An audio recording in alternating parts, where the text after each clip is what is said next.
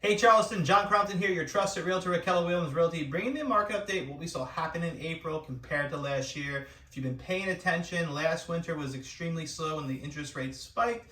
And after a few months of kind of everybody adjusting and getting used to it, this market started steamrolling forward come January. So if you've been watching, you've been witnessing this in real time.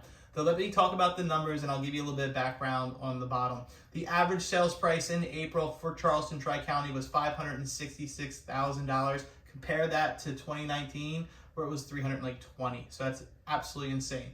It is down though 3.3% from last year. And again, last year we had very little inventory, 5 to 10 buyers for every home, going 50,000+ over asking. I think that down 3.3% is perfect, right? Like we're just stabilizing our pricing. Average days on market, if you've been watching, going down since January. Right now it's taken on average about 36 days to sell a home depending on the pocket of town you're in. That is up though 125% from last year. We had some crazy numbers last year. Again, 900 homes, 10 buyers for every home. Just things were moving rapidly last year.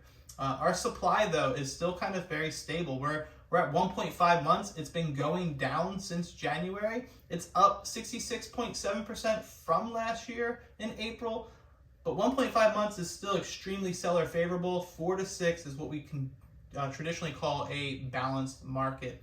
And why is inventory down? Well, here's why.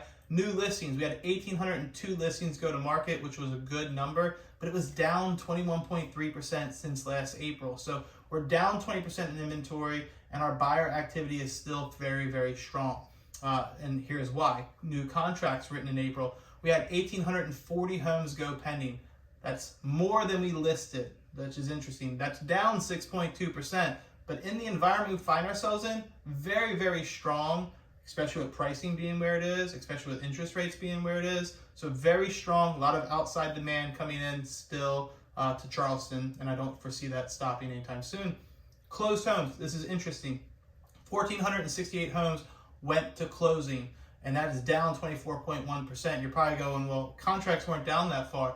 Builders were offering incentives, 4.9% interest rate, closing costs. So a lot of people jumped on these new construction deals. We had several clients back in March and April do the same thing, and still to this day. So that's probably where the correlation of like the data disconnect would be. So what does all this mean? Well, this is becoming our new normal, it feels like. We have very low inventory. We have a lot of outside demand.